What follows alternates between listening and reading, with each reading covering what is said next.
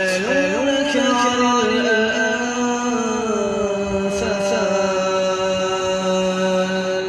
قل الأنفال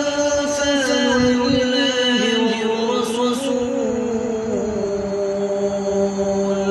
فاتقوا الله وأصلحوا ذات بينكم